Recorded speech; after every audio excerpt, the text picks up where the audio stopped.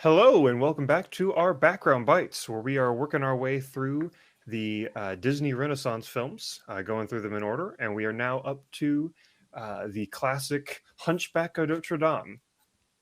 And before we get into our synopsis, remember that I am your host, Joe. I'm Jack. Judge Claude Joseph. Ah, yes, of course. It's my middle I name. always forget. I Never, worked never, hard for never that forget. role. Does he have a law degree? Is that how? I mean, I don't know if that's actually how that worked back then. Do you Well, actually get a? modern judge. I mean, at this point, he was probably appointed. Yeah. We could have a whole discussion about was it the it's for power structure of old France. For some Yeah. reason, that's really interesting. But anyway. All right. So the movie opens up with the Justery character telling the story as the framing sequence, and we get Claude Frollo is hunting down all of the riffraff and vermin in Paris, and He happens to be hunting a couple of gypsies, chases one down. He kills the woman, finds out that she had a baby, and he kills her on the steps of the Notre Dame Cathedral. And the Archbishop, this is like our Archdeacon, whoever, Archbishop, you're right. The church Archbishop. guy. The church guy, the head church guy is like, hold on, wait a minute, you can't kill the baby now, you horrible monster. You have to take care of this baby, and the baby happens to be a quote unquote horrible monster, and he's disfigured, right? He's Quasimodo, half formed, and of course the jester openly says who is the monster and who is the man between Judge Claude Frollo, which is between Claude Frollo and Quasimodo. That's the whole story, except it's not really the whole story, because we find out Central theme. it is a central theme. Yes, we find out. I think one of the first scenes in the actual present day of the movie is Phoebus coming back from the war.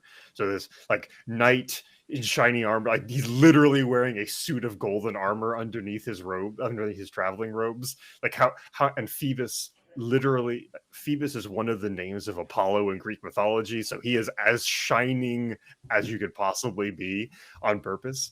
And he comes back and he helps a gypsy girl escape getting captured before he goes to work with Frollo. We also see we see relationship between Frollo and Quasimodo as Quasimodo is now an adult, so we get to see some of that, which ends up he decides he wants to go to this fair. He's told not to by the judge, and then he eventually decides to go anyway, and it ends up going horribly for him because everyone's disgusted and reviled at him, and they like tie him down to a post and are throwing fruit at his face until the gypsy girl steps in and defends him, which means that now Judge Claude Frollo, who wanted to punish Quasimodo for leaving the cathedral without his permission, is now doubly upset with the gypsy girl. Esmeralda is her name. Sorry. I was saying gypsy girl when I was like, no, she has a name. I had to remember it. Esmeralda. He's now really upset with Esmeralda because she stopped the punishment, and so now she goes into the cathedral and she claims sanctuary, but it's actually Phoebus who says that she claims sanctuary because he's attracted to her. But now she's protected. Except, Esmeralda can't stay in there because she doesn't want to be trapped inside of a cathedral, so she escapes. And there is Judge Claude Frollo is getting progressively more chaotic and destructive over the course of the movie, like burning down the entire city trying to find them.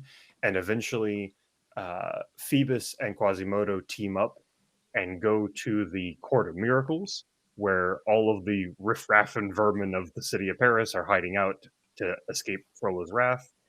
But Frollo set that up on purpose so that he could find the place himself. And let's see, it ends up, I think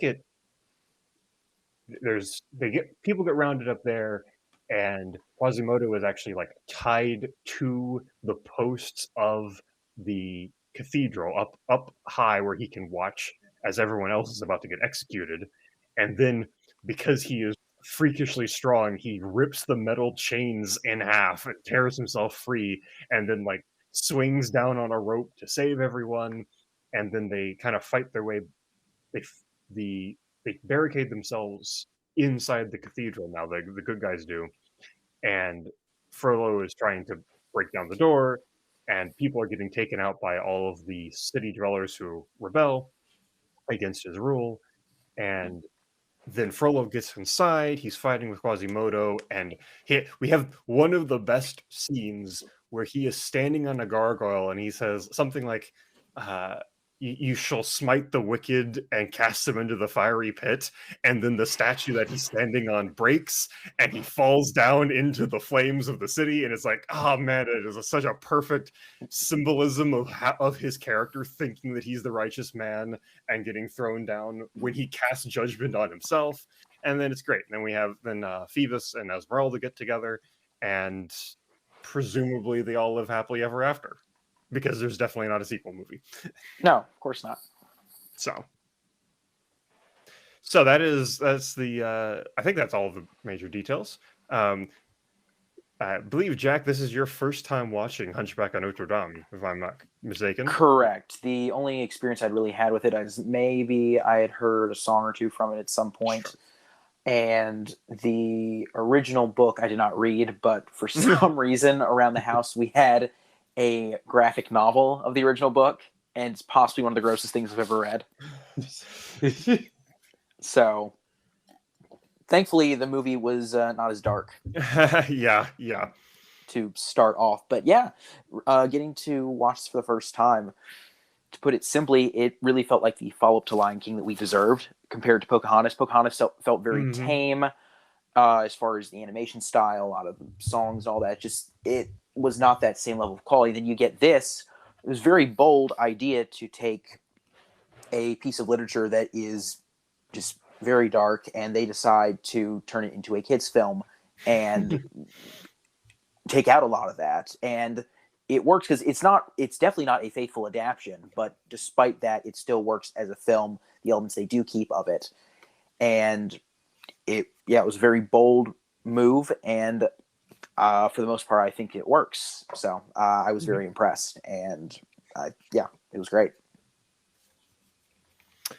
I'll say that this is one of the ones that I am less nostalgic for. I didn't watch it as often as a child as compared to Lion King or Aladdin, but I definitely enjoyed as an adult coming back to it. Yeah, it definitely holds up. I do especially appreciate how the fact that Quasimodo is probably going crazy and he's imagining that he has gargoyle friends, and they never show the gargoyles moving or doing anything silly, because that would really detract from the movie. They just let him be kind of crazy and move the gargoyles around himself, and he's talking to himself, and they don't make the gargoyles animate or move or anything, because if they did that, that would ruin a otherwise almost perfect movie. Well, see, they could have had him imagining the entire time, but then you, of course, have to get them involved in the final battle, and it ruins everything. Right. That's the thing. If it was just his imagination, it would be great. Yep. It's actually not true. I don't actually think it adds anything to have them be talking and have it be his imagination. I think it'd be better if he was just crazy. Yeah. Because they are just so... The worst part about this movie is 100% the gargoyles. See, watching it, I could see that, but I feel like the two... who is it? You have the bigger gargoyle of the three. He's the most annoying. The other two I don't think are that bad. It's he's usually the one who I feel like is causing the most trouble. And it's if he weren't there, it was just the other two, they wouldn't be nearly as annoying. That's fair. Okay, so if we just get rid of him, then it'd be fine. Yeah, that's the thing, is this movie is great. I love the story. Like you said, it's a great follow-up to Lion King. But it does have the same problem that I had with Pocahontas, which is that the funny non-human sidekick characters don't... The goat is fine. The goat he's great. I love the goat. The goat's fine. But the gargoyles don't add anything for me. I mean, maybe the two of them that aren't as annoying don't detract as much, but they don't add anything being there. And so it takes it down 2 points for me. What's funny is I loved all the songs in this, but the one that was definitely my least favorite was, of course, A Guy Like You. Yeah, and oh gosh. What annoyed me the most about that is less the song itself, even though it's not a great song, but the idea that these gargoyles are hyping up Quasimodo, thinking that Esmeralda likes him, and then like literally the next scene, she brings in Phoebus and kisses him, and totally breaks his heart. It's like, well, nice going, gargoyles, bunch of jerks. Yeah. And honestly, though, it would have worked better again if they were in his head, because then he's hyping himself up. He thinks that she likes him. If it's the gargoyles, telling him, and he's just crazy. If this is all happening in his head, then it's just heartbreaking. But since we know that the gargoyles actually exist, then it's just like, no, the stupid gargoyles misinterpreted and broke his heart. So it was kind of a bummer. Well, I think it does help that the worst part of this thing that we've brought up, these gargoyles, is like, apparently they made a stage version of this, like, of course, a musical version of this musical for the stage and whatnot. They just cut them out. They cut them all out. Yep. Yeah. That 10 out of 10 movie in that case. I actually skipped A Guy Like You when I watched this. I started watching it and I just click, and we're back into it. Okay. Yeah. I mean, it was mainly that, but along with just some of the other slapstick humor, it's like, I get they put it in for the kids, and I, can understand it because it's a Disney film. It's supposed to be for kids primarily. That's, who are going to be your main audience. But due to the mature material that they were adapting, I feel like definitely less of it would have really helped this movie. Because there's so many mature themes that they handle and so many just mature scenes, and sticking that slapstick in between is just causes conflicting tones. Yep. I mean, I'm not going to say it's tacked on, because in no way it is like that. Of course, the animation for all of them is great and was done by like some of the experts in the field that are, still experts in the field. But it's like, it's a little bit like, all right, you can do this, but we need some levity. Throw these guys in there. Yeah, I guess that's what it had to be, right? They had because the rest of the movie is very dark. Like there are some very dark element. Like Frollo, Hellfire. Hellfire is a very when you actually are an adult paying attention to that song and thinking about what's going on there, that's very dark. And also the whole, because it's not the same as Lion King is a little bit more like abstracted, where it's just they're lions and it's all kind of mythological and silly. Right. Not silly. It's all mythological and very. It's not as grounded. Whereas this is like, okay, this is a guy who is the guy in the city, and he is killing people, and he orders the captain of the guard to burn people alive in their house. It's like, oh, okay, I understand why for the kiddies you need a little bit of levity, but it also does cause this tonal incongruity there. Right. I feel like because you mentioned Lion King, it's like as evil and messed up as Scar is, Frollo is on that same level, if not even more messed up. I mean, Scar is definitely more iconic as a villain, but as far as just pure evil and insane, Frollo might have to take the cake, just using his twisted sense of religion to justify everything he does. Yeah. It's great stuff. It works for the movie, but it's just he's insane. Yeah, this feels like something that Brad Bird would do before he even got contracted to the studio. Yeah.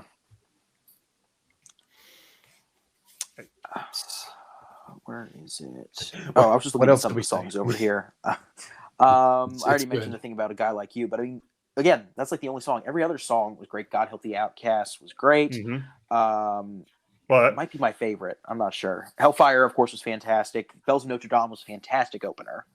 Out There, of course, is a great I Want song. And what were you saying, Joseph? Sorry. Oh, no, you're good. I was going to say favorite opener, almost as good as Circle of Life. Yep, I agree. Number 2. It's very close. Yeah, that's fair.